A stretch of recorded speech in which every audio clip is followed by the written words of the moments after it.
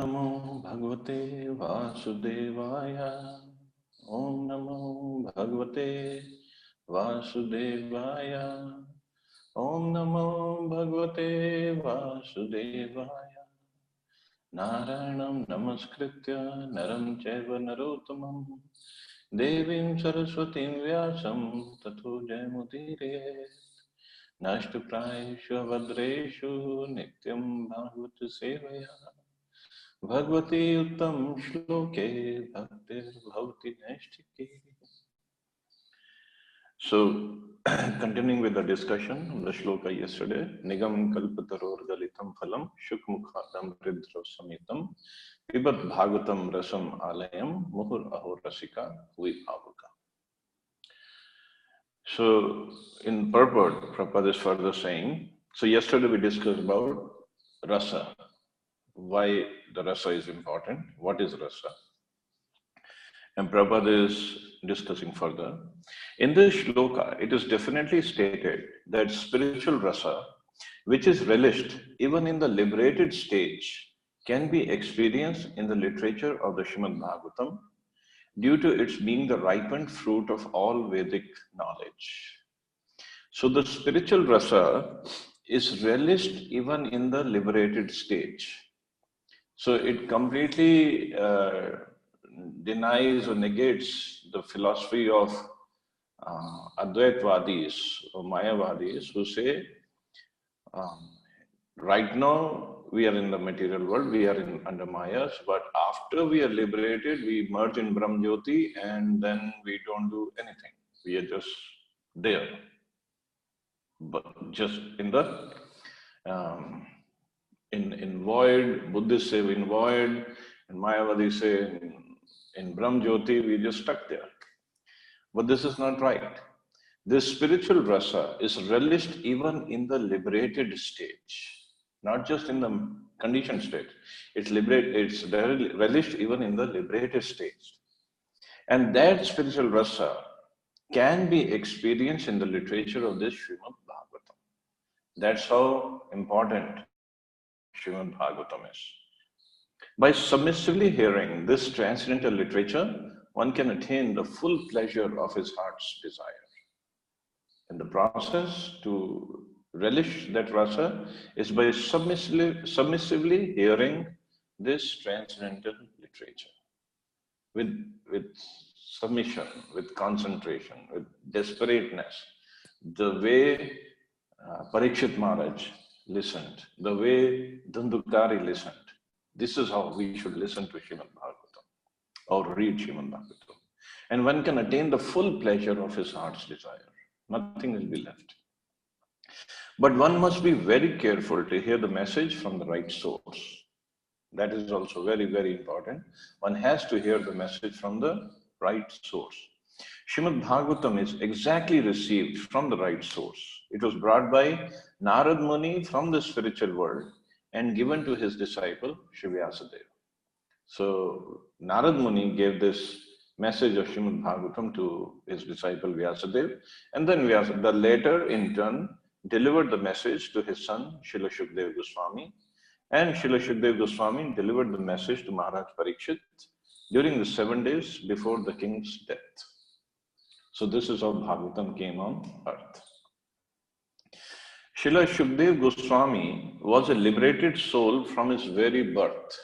So from his very birth, as we discussed first day when we were discussing the glorification of Srimad Bhagavatam, he was liberated from the beginning of his birth. From his birth, he was liberated. That's why he was in his mother's womb for 12 years. He didn't come out.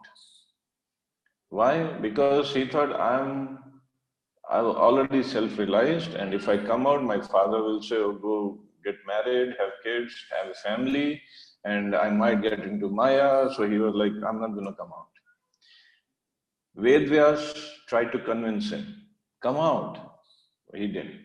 Lord Krishna himself had to come there and convince Shukdev Goswami, who was in the womb of his mother, that come out, you will never be captured by Maya, ensnared by Maya. So then he came out, and as soon as he came out, he left his he left the house of his father and he went to the forest. That's how liberated he was. And that's why it's Prabhupada writing, he was liberated even in the womb of his mother, and he did not undergo any sort of spiritual training after his birth. At birth, no one is qualified, neither in the mundane nor in the spiritual sense. But Sri Shukdev Goswami, due to his being a perfectly liberated soul, did not have to undergo an evolutionary process for spiritual realization. So he was completely realized person even when he was in the womb of his mother. Yet, despite his being a completely liberated person, situated in the transcendental position above the three material modes, he was attracted to this transcendental rasa of the Supreme Personality of Godhead, who is adored by liberated souls who sing Vedic hymns. In fact, it is mentioned that Shukdev Goswami, like we were discussing, as soon as he came out of the womb, he left the ashram of his father and went to the forest. And he was doing tapasya there. Now, Ved Vyas, he was very, very much aggrieved. The boy, he was just born. Father always likes kids. So he said, I didn't even have a chance to talk to him. Forget about giving him Bhagavatam. And he left. So Ved Vyasji sent some of his disciples in the area where Shukdev Goswami was doing this tapasya. So disciples went around and they were chanting two verses of Srimad Bhagavatam. One verse was, I don't remember the whole verse. It says, Aho Bakiyam Stanakalakutam. It starts at 12, where it was said that Putana, who came to kill Krishna by smearing his breast with very, very, very potent poison, but even she was delivered by Krishna. And how merciful Krishna is, and who could be more merciful than Krishna? And another verse is Varha Pidam, it starts with that, means Krishna puts this peacock feather in his head. And who can be more beautiful? That verse is very nice. I'll try to bring that verse next time. Who can be more beautiful than Krishna? So when Srila Shukdev Goswami heard these verses, so his heart changed. And he asked these sages, who taught you these verses? Where did you hear? Where did you learn from? So they said, oh, our Guru's ashram is nearby. Why don't you come and talk to him? So Shukdev Goswami, hearing those two verses of Srimad Bhagavatam, he came to the ashram. He came back to the ashram of Vyasadeva. And then when he saw it was his own father, and Vyasadeva was very happy to have Shukdev Goswami back. And then he taught him whole Srimad Bhagavatam. Because Vyasadeva knew Shukdev Goswami will be the he will be the speaker of Srimad Bhagavatam to Parikshit Maharaj. So that's why he was very anxious to give Srimad Bhagavatam to Shukdev Goswami. And in fact, we'll see this later on, later chapters, this narration will come. When Parikshit Maharaj was sitting at the banks of Ganges in Shukratal, he was already cursed by the Brahman that he would die in 7 days by the bite of this Takshak snake. He was sitting there and he asked so many sages about the goal of life and about a person who is about to die, what he should do. All the sages, including Vyasadeva, including Narad Muni, they were there, but they didn't speak anything because they were all waiting for Shukdev Goswami to come.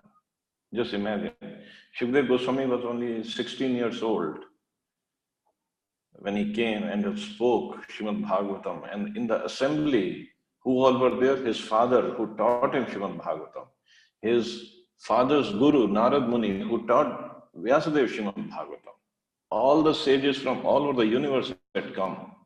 And they all chose Shukdev Goswami to the right speaker to speak Srimad Bhagavatam. Why? This answer will come in this purport later on. Prabhupada explains that.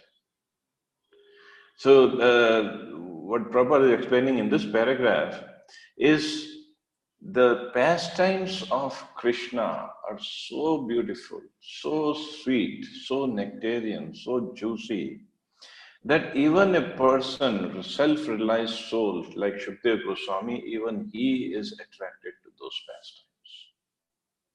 So what to speak of people like us?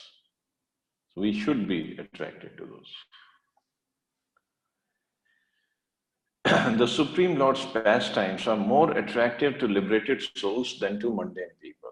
Because the liberated soul, they'll enjoy it more because they're already at that platform. He is of necessity, not impersonal, because it's only possible to carry on transcendental rasa with a person.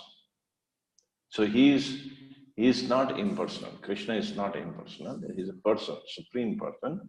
Because for a rasa, for exchange of mellows, for exchange of loving exchanges, for exchange of loving relationship or loving emotions, there has to be two persons. So he is not a nirakar. That's what most people claim him to be. In the Srimad Bhagavatam, the transcendental pastimes of the Lord are narrated, and the narration is systematically depicted by Srila Shukdev Goswami. Thus, the subject matter is appealing to all classes of persons, including those who seek liberation, to relish the mellow of becoming one with the Supreme Whole. Even those people who say we're going to get liberated and we're going to become one with the Supreme Whole, even they relish these pastimes of Krishna. The pastimes are so sweet. In Sanskrit, the parrot is also known as shuka. When a ripened fruit is cut by the red beaks of such birds, its sweet flavor is enhanced. So that's why also one of the reasons Shukdev Goswami was chosen as a speaker of Bhagavatam, because Shukdev Goswami is parrot of Srimati Radharani. So it is said when the mango is pierced or touched by the beaks of a parrot, even in the mundane world, it becomes more sweet. So somehow it becomes more sweet. I don't know how it works out. So that's how Prabhupada is giving this analogy that Shukdev Goswami, the parrot of Radharani, when he spoke Srimad Bhagavatam, which is already the ripened fruit of all Vedic literature, this Vedic fruit or this Srimad Bhagavatam became even more sweet. Its flavor got enhanced. That's why they all waited for Shukdev Goswami to come. That's why they chose Shukdev Goswami to be the speaker of Srimad Bhagavatam. The Vedic fruit, which is mature and ripe in knowledge, is spoken through the lips of Srila Shukdev Goswami, who's compared to the parrot, not for his ability to recite the Bhagavatam exactly as he heard it from his learned father. Yeah, that's also one of the quality of parrot. When we teach parrots to say something, they'll speak exactly mimicking the sound of the person from whom they hear it. So Shukdev Goswami, he not only exactly recited the Bhagavatam as he heard from his father, but for his ability to present the work in a manner that would appeal to all classes of men. So that's why Srimad Bhagavatam became sweet. And on top of it, for people like us of Kali Yuga who have no knowledge, no intelligence, because this Srimad Bhagavatam was commented upon by Srila Prabhupada, this even became more sweet and more relishable, more digestible for all of us. More, we can understand it better. If only the shlokas were given without the commentary, I don't think any of us would have been able to understand or relish Srimad Bhagavatam. But since Srila Prabhupada has commented upon it, so it has even become more sweet. That's why the Srimad Bhagavatam is considered topmost literature.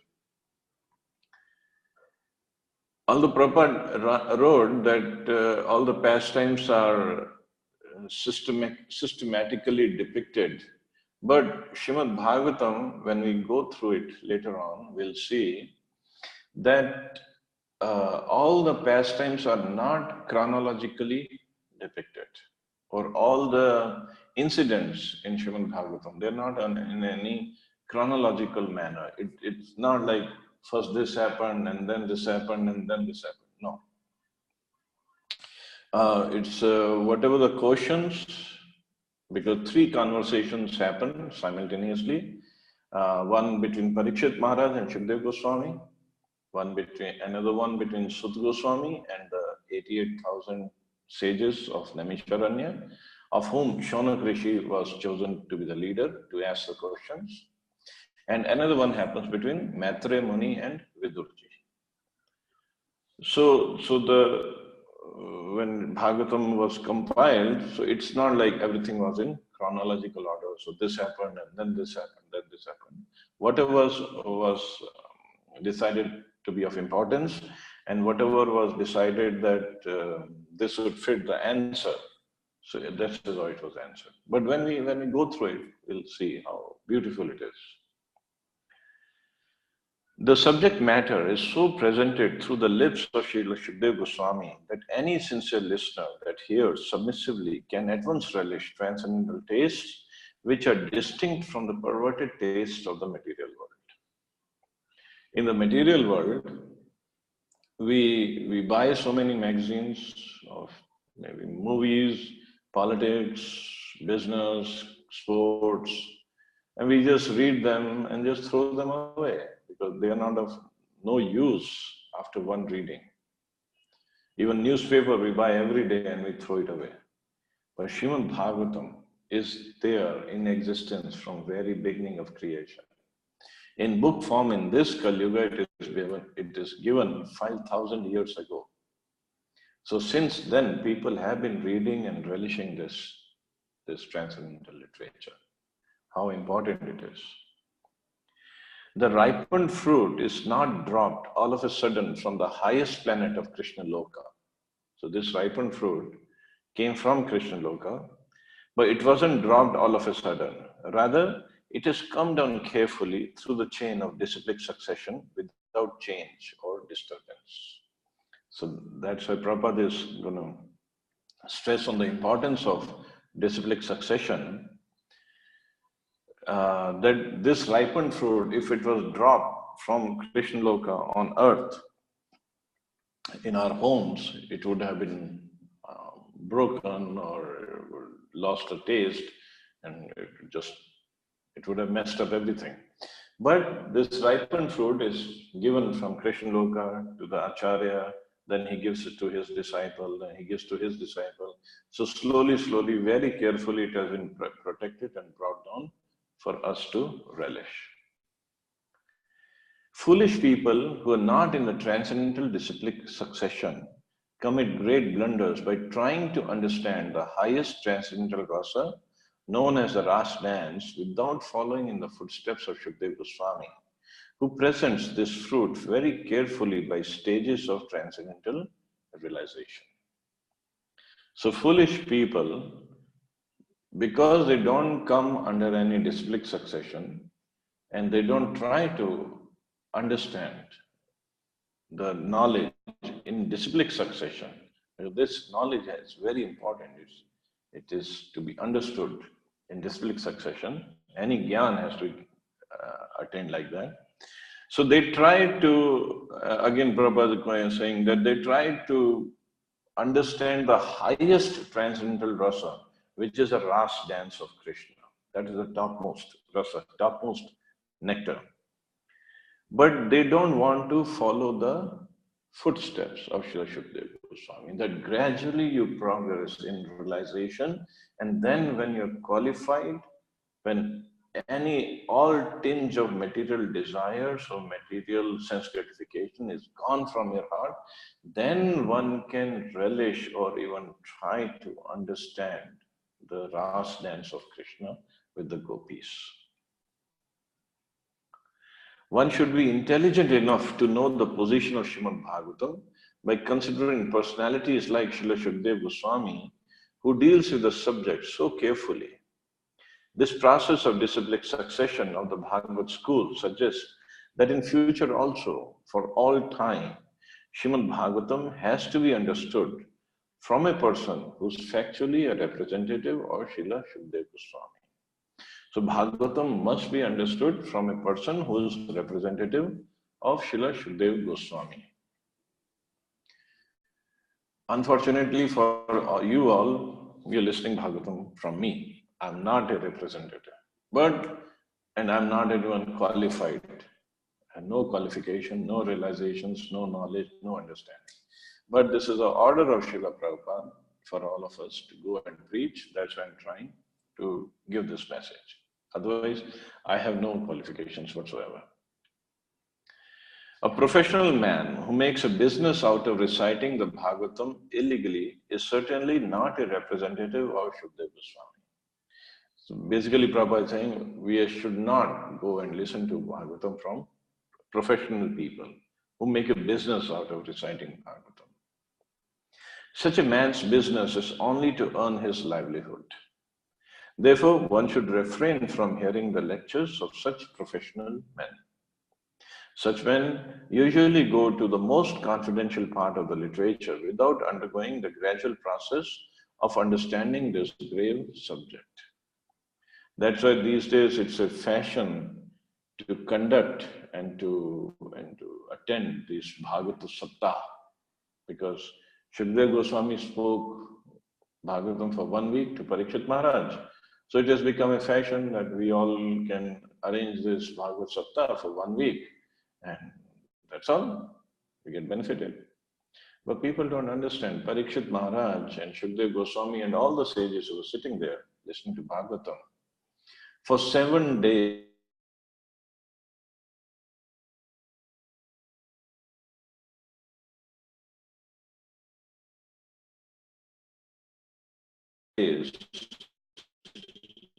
they did not even sleep there with rapt attention, tasting the nectar of Srimad Bhagavatam.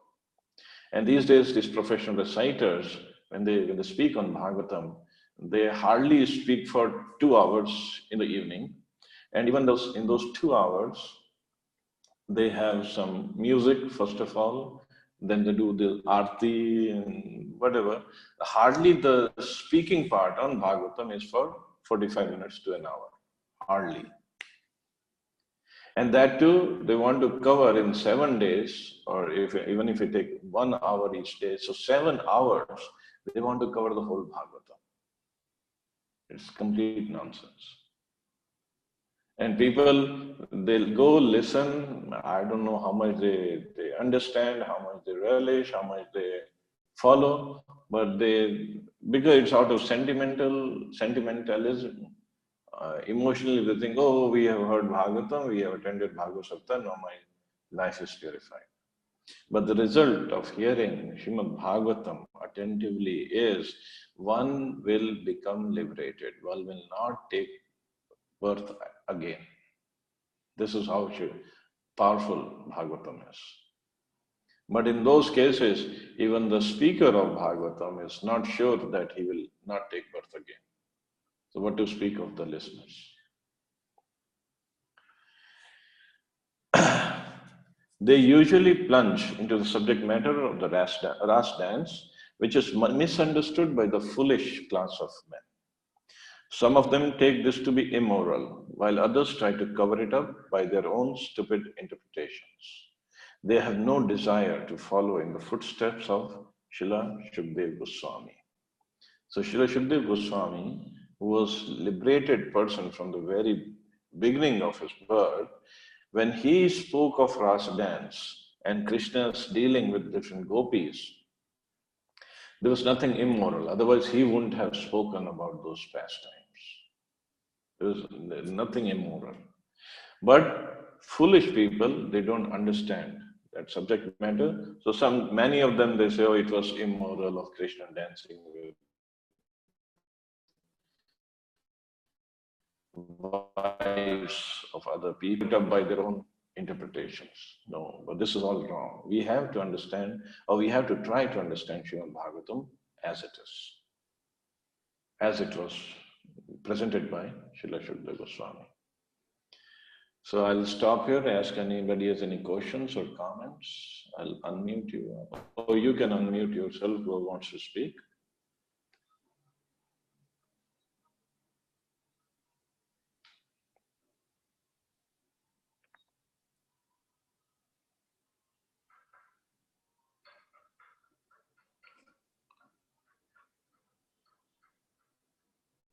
So I guess no questions.